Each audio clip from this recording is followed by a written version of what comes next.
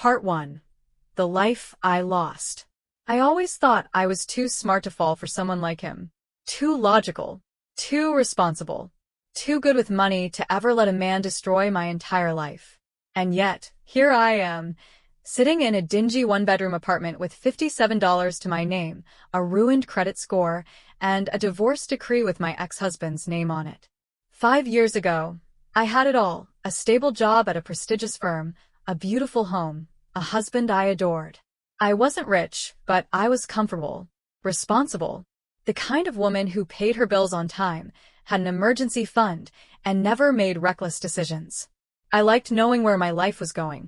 That was always important to me, having a plan, sticking to it. I worked hard to get where I was. I wasn't one of those overnight success stories. I climbed my way up, taking every overtime shift I could, sitting through endless corporate meetings, proving to my bosses that I was someone they could trust. And in return, I got the kind of life I always wanted. A good salary, a future that felt secure, a home that was truly mine, well, half mine, but still something I had worked for. A job where people respected me, where my name meant something. A place in the world where I wasn't constantly scrambling to survive, where I could breathe. Then I met Daniel. I loved him. God, I loved him. But love isn't always enough. And now, because of him, I have nothing. I still remember the exact moment he entered my life. It wasn't some grand, cinematic moment. No dramatic slow-motion entrance. It was a regular Saturday night, a birthday party, for a friend I hadn't even wanted to go to. I was exhausted from work, mentally running through emails I still needed to answer on Monday. But my friend Sarah had insisted I come out. "You need to have fun," she said, dragging me through the door.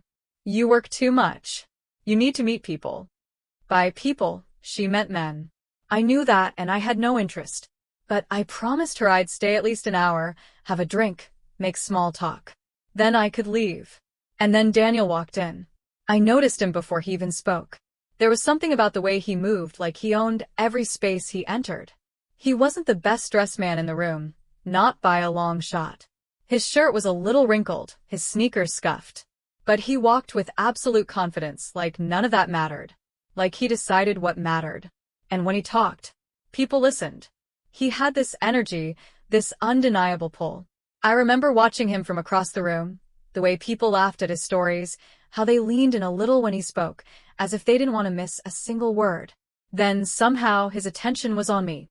"Why do you look like you'd rather be anywhere but here?" he asked, sliding into the seat next to me. I laughed, caught off guard. "Because I would." "I get that," he said, flashing a grin. "But tell me this. If you could be anywhere else right now, where would it be?" I thought about it for a second. At home, with a glass of wine and a good book. He made a face like I had personally offended him. "Come on. That's too safe. You could pick anywhere in the world, and you're choosing your couch." I rolled my eyes. "It's called relaxation. You should try it sometime." He smirked. "Or you should try living a little." That was the thing about Daniel. He made you feel like you weren't doing enough. Like life was passing you by, and only he had the map to something better. And I, like an idiot, let him draw me into his world. We talked the whole night. He was unlike anyone I had ever met. He wasn't a banker or a lawyer or an accountant. He wasn't tied to some rigid schedule, chained to a desk. He had ideas, big ideas, and he wasn't afraid to chase them. "I don't believe in wasting time doing something I don't love," he said at one point, twirling his drink between his fingers. "I'd rather fail doing something exciting than succeed at something boring." I should have known then that we were wired differently. I had spent my whole life avoiding failure. But Daniel? He embraced it. I don't remember how many drinks we had that night, but I remember how easy it was to talk to him. How, for the first time in years, I didn't feel like I had to prove myself. With Daniel, everything felt effortless, exciting. It wasn't until much later that I realized excitement comes with a cost. We started dating, and at first it was incredible. He had this way of making everyday moments feel like an adventure. Late-night drives with no destination. Spontaneous road trips with nothing but a backpack and his ridiculous optimism. He made me feel like life was bigger than I had ever imagined. "You're so stuck on the idea of security," he told me once, lying next to me in bed. But that's just fear, you know? You think you need a plan, but plans just trap you. I laughed.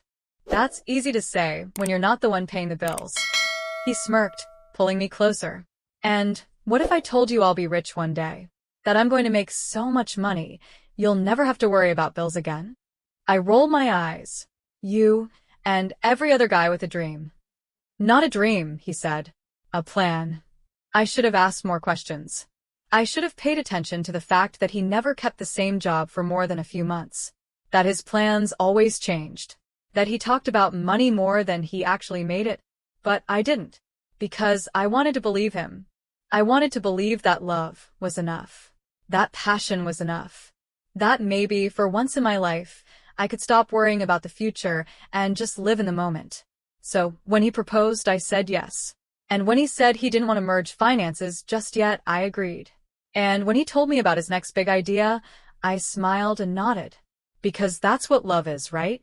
Trusting the person you choose, even when the first cracks start to show. Even when you ignore the sinking feeling in your gut. Even when, deep down, you already know you're making a mistake. I just didn't realize how big of a mistake it would be. Because soon, Daniel's big ideas would go from exciting to dangerous. From thrilling to terrifying. And the life I built for myself, it was about to go up in flames. Part 2. The beginning of the end. Daniel was the kind of man who could sell you a dream and make you think it was your own idea. That was his magic trick. The way he could make you feel like you were the one stepping outside your comfort zone, taking the leap, chasing something bigger. And I fell for it. Hard. At first, his unpredictability was exciting. He never did the same thing for long. One month, he was running an e-commerce business out of our apartment. The next, he was flipping used electronics he found on Craigslist. He even dabbled in selling online courses about financial freedom, courses he never actually finished making. It's all about passive income, he would say, pacing the kitchen while I try to focus on my morning coffee. The people who get rich? They don't work themselves to death. They make money work for them. It was an easy philosophy to admire. Who wouldn't want that? Who wouldn't want to live life on their own terms, without the stress of deadlines, bosses, or office politics? The problem was, Daniel wasn't making money work for him. He was just spending mine. I was working in finance, a mid-level analyst at a firm that handled high-net-worth clients. It wasn't glamorous, but it was solid. The kind of job where, if you worked hard enough, you could build something that lasted. I had a 401k, a growing savings account, and a clear 5-year plan. Daniel had none of those things. But he always had a new idea. And when you love someone, you want to believe in them. So when he talked about his latest business venture, I listened. When he had a surefire way to make money, I trusted him. When he told me that I was too stuck in the corporate mindset, that I needed to expand my thinking, I let myself wonder if maybe he was right. That was my first mistake. The second was letting him into my finances at all. When we first got married, I suggested we open a joint account. Not for everything, just for bills, shared expenses, savings for vacations. But Daniel waved the idea away. Let's wait, he said, giving me that easy, confident smile. I don't want to mess up your credit score. I'm still figuring things out, and I don't want to bring you down. I thought he was being responsible. I thought he was protecting me. I had no idea he was really protecting himself, giving himself a safety net so that when everything inevitably went wrong, I would be the only one to fall. I started noticing the little things first. A charge on our credit card for something I didn't recognize. A few $100s missing from our checking account. I'd ask Daniel about it, and he always had an answer. Oh, that was for gas, he'd say casually, waving it off. It's weird how the station lists the charge. Or, I needed some supplies for a project I'm working on. It's temporary, I'll pay you back next week. Or, babe, I swear, I have no idea where that charge came from. Let me check. And then he'd check and suddenly he remembered. It was always small enough for me to shrug it off. $50 here, $100 there.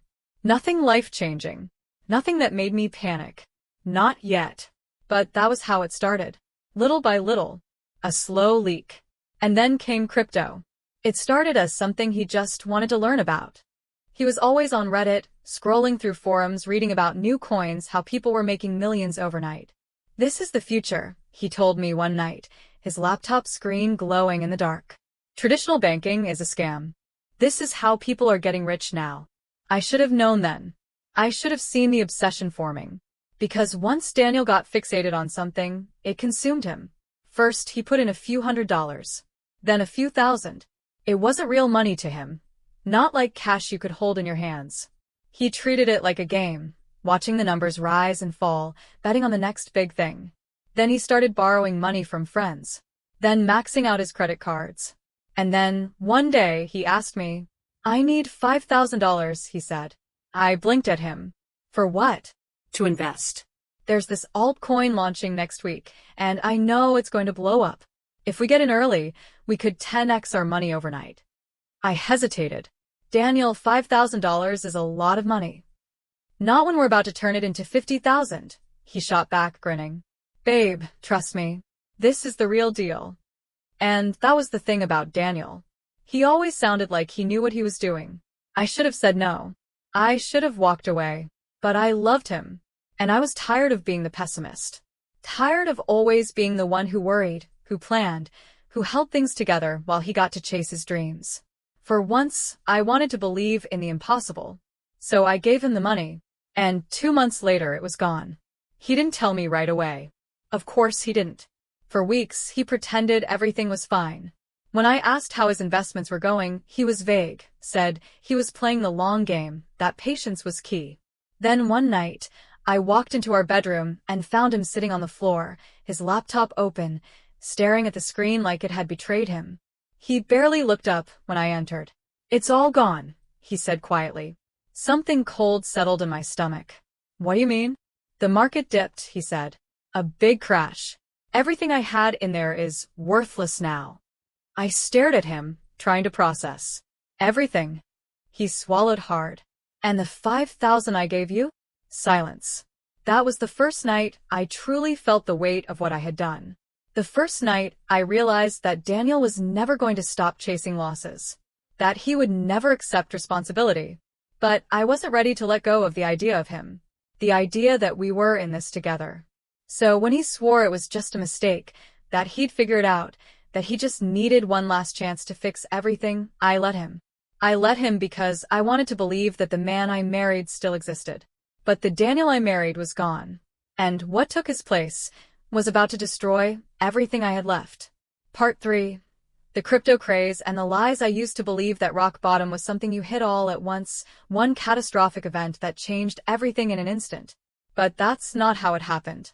Losing myself to Daniel's obsession wasn't like falling off a cliff.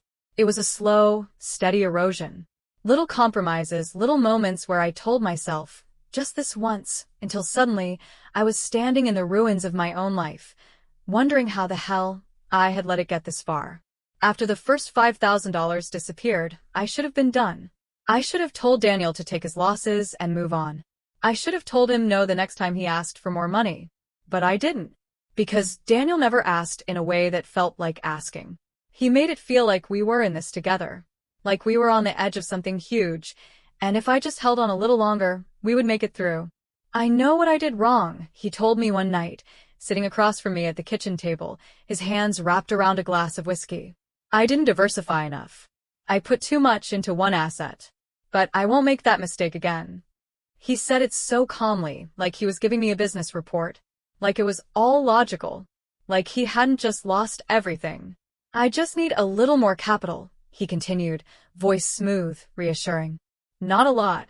Just enough to get in on the recovery before prices spike again. If I time this right, I can make back what we lost and more." What we lost.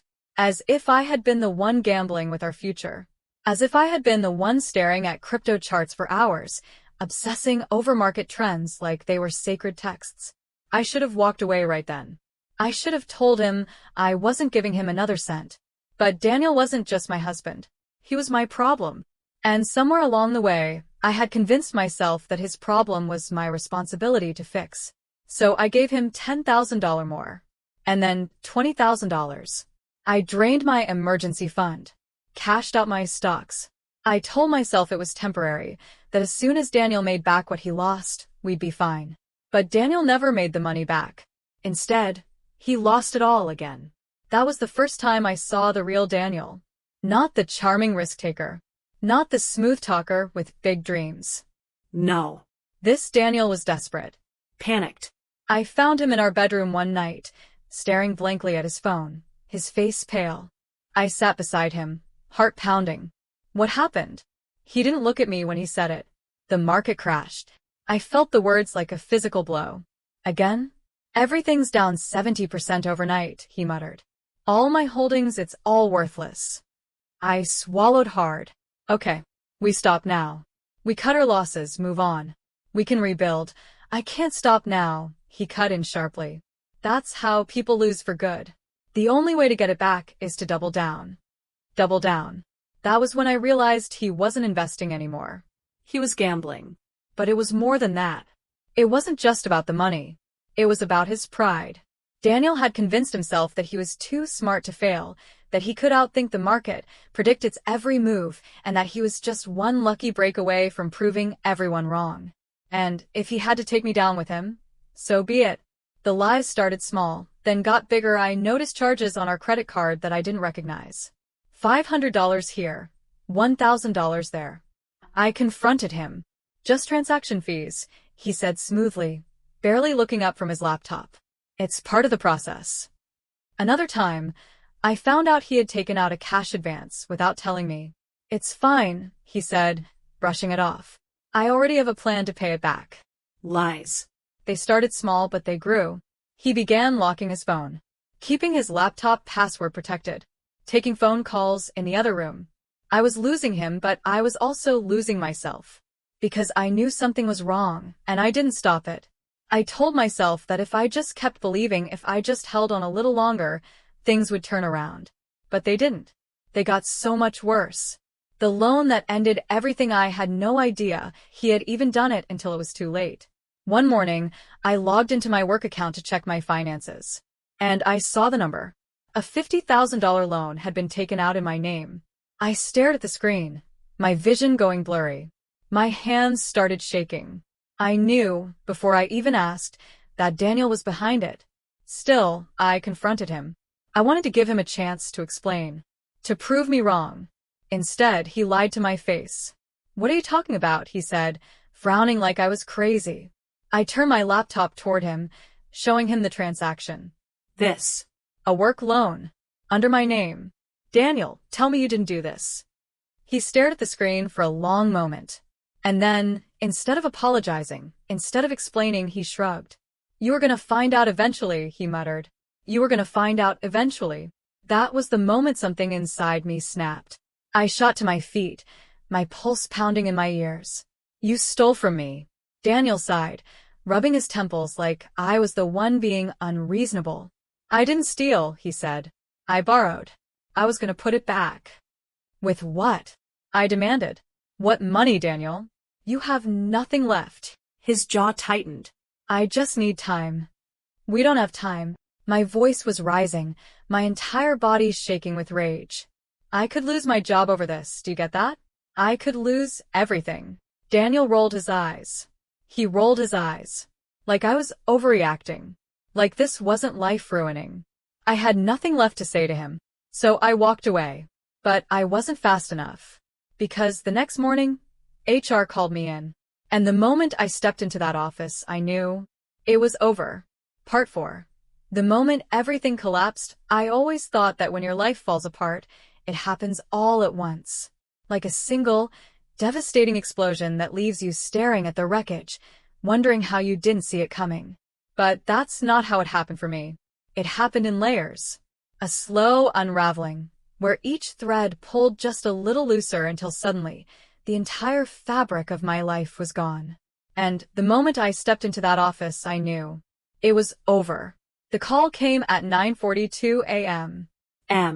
I was sitting at my desk, trying to force down a cup of coffee, my hands still shaking from the argument with Daniel the night before.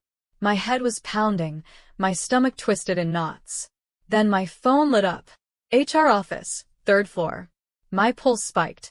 I already knew what this was about. I walked through the office in a daze, past coworkers who had no idea that this was the last time they would see me.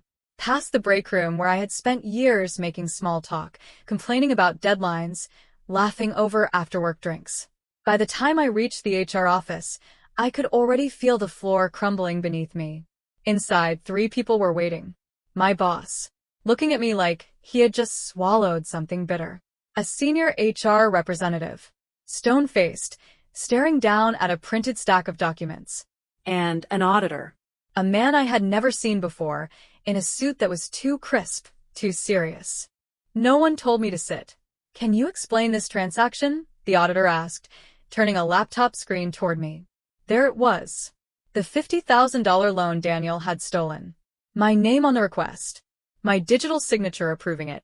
My mouth went dry. My ears started ringing.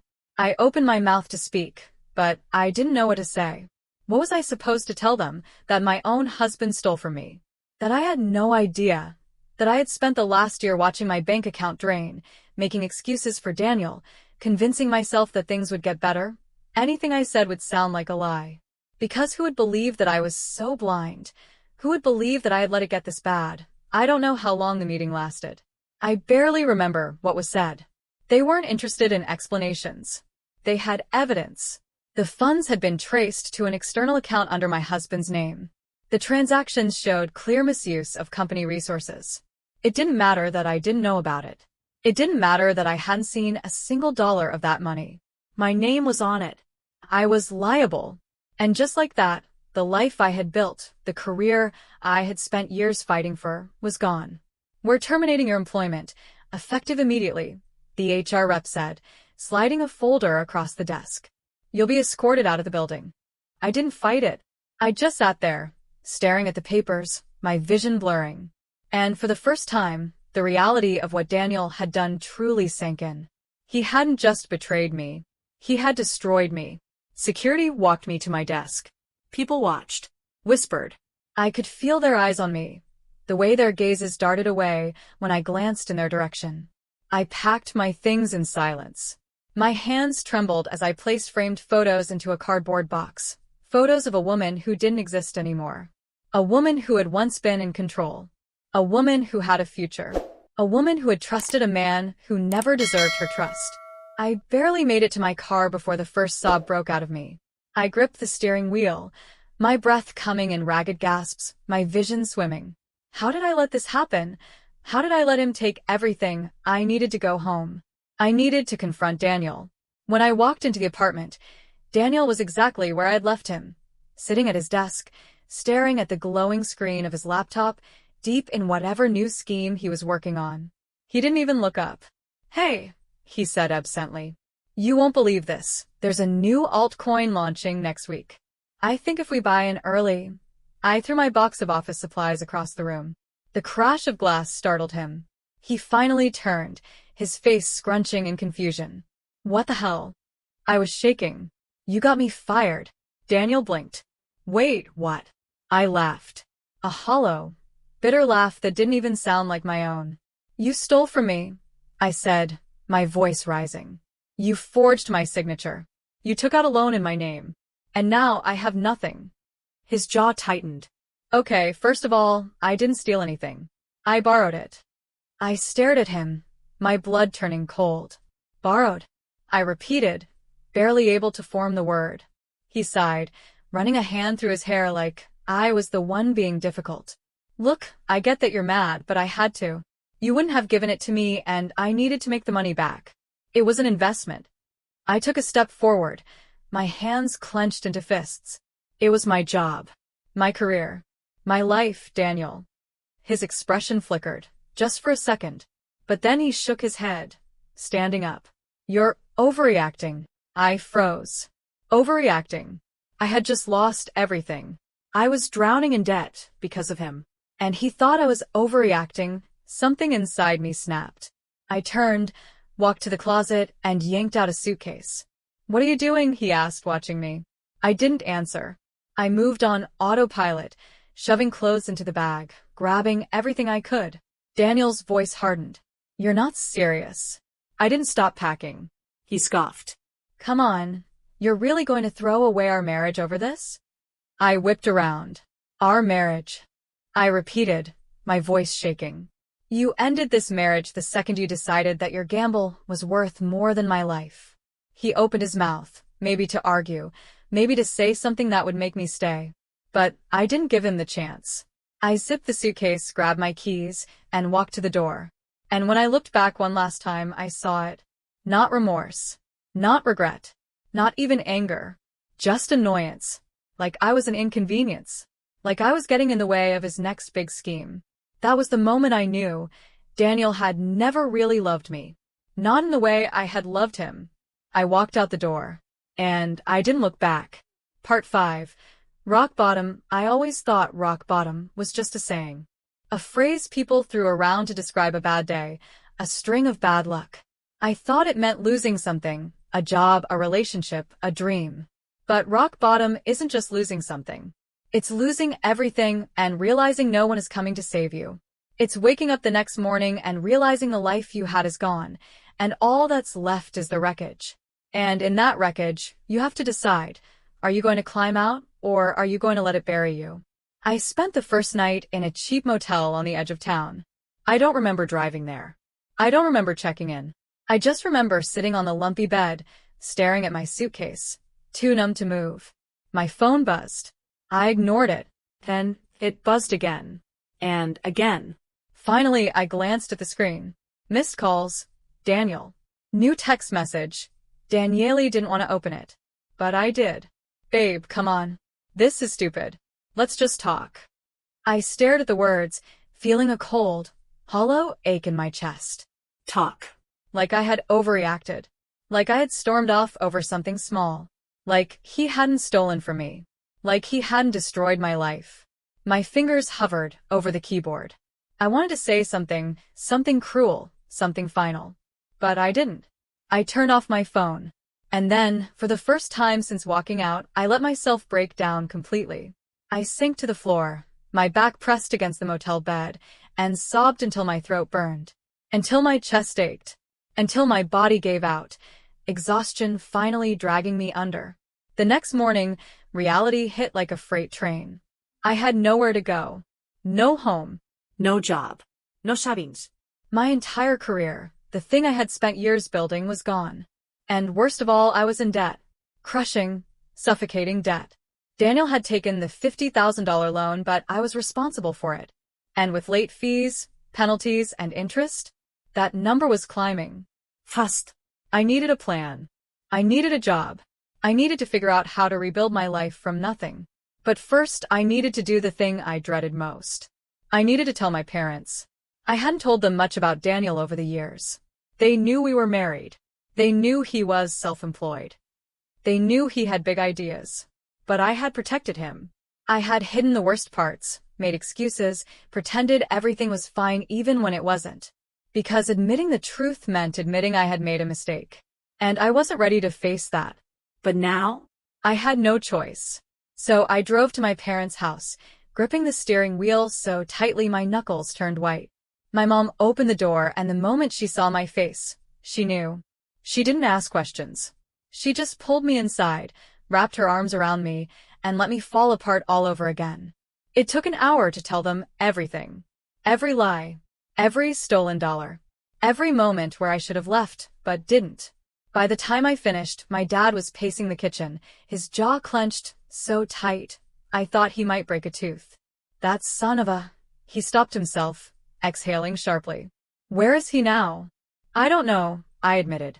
Probably still in our apartment, trying to convince himself he's one trade away from fixing everything. My mom took my hands, her eyes full of worry. And what about you? I swallowed the lump in my throat. I don't know.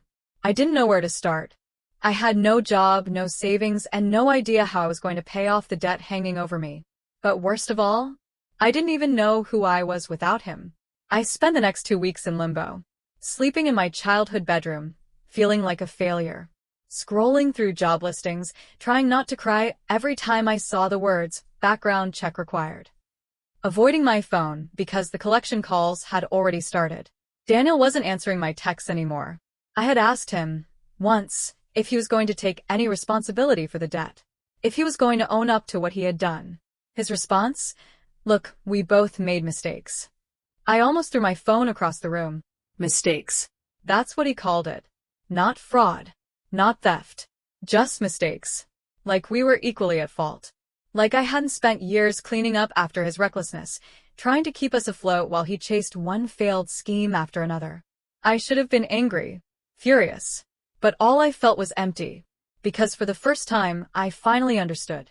Daniel had never cared about me, only what I could give him. And now that I had nothing left, I didn't exist to him anymore. Rock bottom isn't just about losing everything. It's about realizing you were never standing on solid ground to begin with. It's looking back and seeing all the warning signs you ignored, all the choices you made that led you right here. And it's the moment where you have to decide, are you going to stay here, or are you going to start over? I didn't know where to begin. But I knew one thing. I was done being the victim. Daniel had taken enough from me, and I wasn't going to let him win. Part 6. Aftermath. There's a strange kind of silence that comes after your world collapses. At first, it feels like grief, sharp, suffocating, unbearable. Then it turns into numbness, a quiet hum in the background of your life, reminding you that nothing will ever be the same again. And then one day, you wake up and realize it's been a month. A month since you lost your job. A month since you left your husband. A month since you hit rock bottom. And somehow you're still here. Somehow you have to figure out what comes next. The first thing I had to do was face the debt. It was worse than I thought. The original $50,000 loan had ballooned with late fees and interest. On top of that, there were other debts. Credit cards Daniel had maxed out in my name, unpaid bills that I hadn't even known existed. Altogether, I owed nearly $80,000. That number sat in my chest like a stone. I met with a debt counselor, a woman in her 40s who looked at my paperwork with a grim expression. Bankruptcy is an option, she said gently. It'll destroy your credit, but given your situation, I swallowed hard. Is there another way? She hesitated. You could negotiate with the creditors. Try to settle for less than what you owe. But even then, you're looking at years of payments. Years. The thought of spending the next decade cleaning up Daniel's mess made me want to scream. But I wasn't ready to destroy my credit forever. So I made a decision. I was going to pay it back. Somehow. Even if it took me the rest of my life. Finding a job was harder than I expected. Everywhere I applied, the background check loomed over me like a death sentence. Fired for financial misconduct. It didn't matter that I hadn't actually stolen the money. It didn't matter that I had been the victim. To employers, I was a liability. I applied for 57 jobs in the first month. I got 57 rejections. And with every rejection, my savings shrank. I stopped going out. Cut back on anything that wasn't absolutely necessary. My diet became a rotation of ramen and gas station coffee. When my parents asked how I was doing, I lied. I'm fine, I told them. But I wasn't. I was barely surviving. And then one night, my phone rang. It was Daniel. I stared at the screen, my heartbeat hammering in my ears. I hadn't spoken to him since the night I left. Hadn't responded to his texts. Hadn't answered his calls. But now, in the middle of my miserable, falling apart life, he was reaching out. I should have ignored it. But some sick part of me wanted to hear what he had to say. So I picked up. Babe, he breathed, like we were still us, like nothing had happened. I said nothing. I've been thinking about you, he continued. I miss you. I let out a sharp laugh. You miss me? Yes. His voice softened. Come on, we were good together. We had a life, a future. We can fix this. I closed my eyes. You stole from me, Daniel. It wasn't like that, he said quickly. I was trying to help us. You know that. I gritted my teeth. I lost everything because of you. There was a pause. And then his real reason for calling slipped out. I need a favor. I almost dropped the phone. Of course. Of course this wasn't about me. I forced myself to keep my voice calm. What kind of favor? He hesitated. I'm in a bit of a situation. Nothing serious, just some bad investments. But I have a plan, I just need some startup money. My stomach twisted. You're asking me for money? Just a little, he said quickly. A loan. I swear I'll pay you back this time. I laughed. A deep, bitter laugh that didn't even sound like my own. Daniel, I said, my voice shaking with rage, I'm living at my parents' house. I'm drowning in debt because of you. I don't even have a goddamn job. And you're asking me for a loan? Silence. Then his voice turned cold. You don't have to be a bitch about it. And there he was. The real Daniel. The one who only cared about me when I was useful to him. I exhaled slowly. Goodbye, Daniel. You'll regret this, he snapped. I was trying to help you. I hung up. And this time I didn't cry. I didn't feel anything at all. The next morning, I woke up clear-headed for the first time in months. I was done with Daniel. Done feeling sorry for myself. Done waiting for something to change. I had nothing left to lose. Which meant I had everything to fight for. I sat down at my laptop and started over. A new resume. A new approach. A new plan. If no one wanted to hire me in finance, fine. I'd find another way. I reached out to old contacts. I applied for everything, even jobs I had never considered before. I swallowed my pride and took freelance work, doing financial consulting under a fake name just to make ends meet. And slowly, painfully, I started climbing out of the hole Daniel had buried me in. One day, months later, I got an email. It was from a recruiter. A small firm, not as prestigious as my last job, but solid. They wanted to interview me. I stared at the screen, my hands shaking. This was it. The first real step forward. I clicked reply. And for the first time in a long, long time, I felt like myself again. Part 7. The new beginning starting over is supposed to feel liberating. That's what people say, right? That hitting rock bottom means the only way left to go is up? That losing everything means you get a fresh start. They don't tell you that starting over feels a lot like waking up in the wreckage of your own life and trying to build something out of the pieces. They don't tell you that it's humiliating, that it's lonely, that it feels like dragging yourself through mud while everyone around you is sprinting ahead. But I didn't have a choice. I had spent years making excuses for Daniel, letting myself believe that his recklessness was ambition, that his lies were just missteps. Now I was done waiting for things to fix themselves. I had to fix myself. And that started with the job interview that could change everything. I walked into the small financial firm's office, clutching my resume so tightly my fingers ached. It wasn't anything like my old company. No glass skyscraper, no million-dollar clients. Just a modest office with outdated furniture and a receptionist who offered me a genuine smile instead of a suspicious glance. That alone felt like progress. The hiring manager, a woman named Rachel, greeted me with a firm handshake. We appreciate you coming in, she said. Your resume is impressive, but I have to be honest, there are concerns. I knew what she meant. My termination record. The stain on my reputation. I forced myself to meet her gaze. I understand. And I won't lie to you, I made mistakes. I trusted the wrong person, and I paid the price for it. But I know this industry.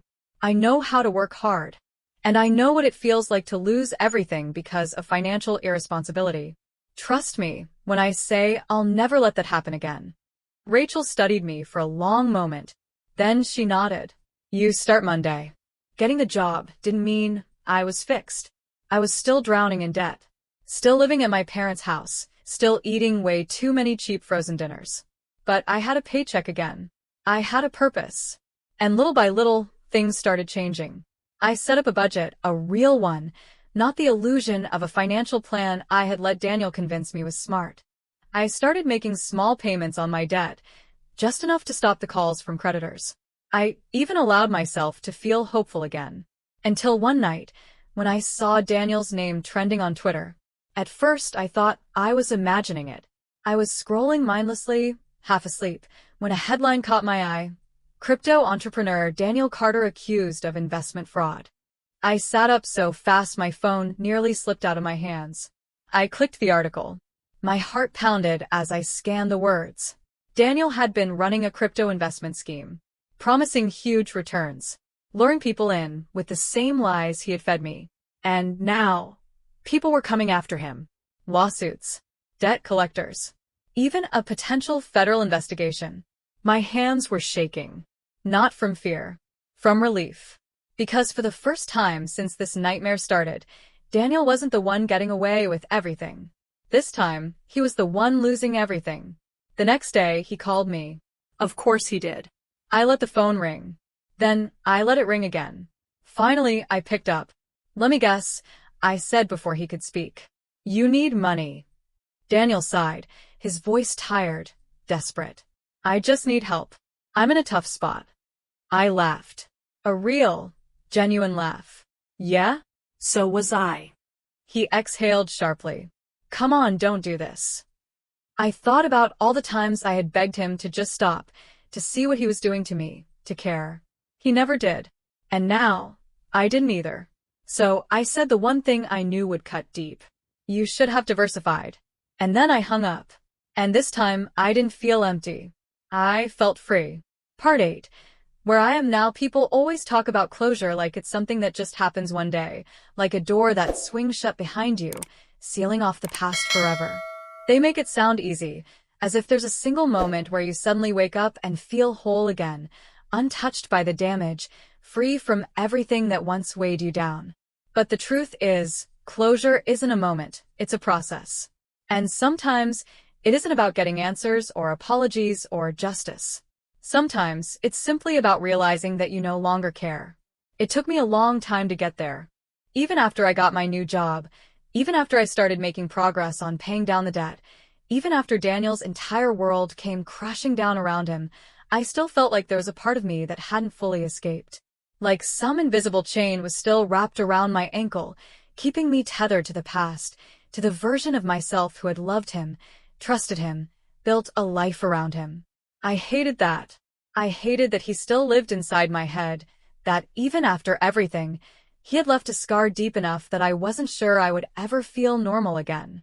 But one day, months after his pathetic phone call, months after I had finally cut him off for good, something changed. I was walking home from work, my bag slung over my shoulder, my thoughts drifting to a million different things, the groceries I needed to buy, the email I still had to send, whether or not I felt like cooking dinner. Normal things. Everyday things. And then, somewhere in the middle of those thoughts, I realized something. I hadn't thought about Daniel in weeks. Not once. I actually stopped walking for a moment, standing there on the sidewalk, staring at nothing as the realization hit me like a quiet, unexpected wave. He was gone. Not physically, of course. I was sure he was still out there somewhere, trying to claw his way back into the world he had so spectacularly destroyed for himself. But he was gone from me. There was no lingering ache in my chest, no anger curdling in my stomach, no urge to check social media just to see if he had managed to fail even more spectacularly than before. He was just another mistake. A bad decision I had made. A chapter in my life that had ended. And I was still standing. I won't pretend that my life is perfect now. I'm still paying off the debt he left me with. I'm still renting a small apartment instead of owning a home. I'm still rebuilding the career he nearly destroyed. But for the first time in a long time, I'm no longer surviving, I'm living. I've stopped waiting for things to be perfect before I allow myself to be happy. I've stopped punishing myself for trusting the wrong person, for loving someone who never deserved me, for believing in a future that was always built on shaky ground. I've stopped looking back. Because the truth is, Daniel didn't just steal my money, or my job, or my security. He stole years from me, years I will never get back. And I refuse to let him steal one more second. The other day, I got a message from an old friend. It was a screenshot of a news article. Daniel had finally been charged with fraud. Apparently, one of his latest victims, a man who had invested thousands into his latest scam, had been wealthy enough to fight back. The lawsuit had led to an investigation, which had led to even more lawsuits. Now, Daniel was in real trouble. Not just debt collectors and angry investors, real, legal, federal trouble. He was facing prison time. I stared at the screen for a long moment, waiting for some kind of reaction. Satisfaction. Triumph. Something. But all I felt was nothing. Not because he didn't deserve it, he did. Not because I had forgiven him, I hadn't. But because, for the first time, it wasn't my problem anymore. Daniel was finally getting what was coming to him, and I had nothing to do with it. I was free. There's a quote I read once, something about how you don't really move on from things. You just carry them differently. I think that's true. There will always be a part of me that remembers the version of myself who loved Daniel. The version of myself who believed in him, who defended him, who gave him everything until there was nothing left to give. But that version of me, she doesn't exist anymore.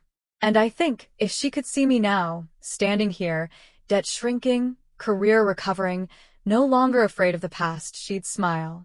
Not because I was rich or successful or had everything figured out, but because, for the first time, I had something more valuable than all of that. Peace. And after everything, that's how I know I won.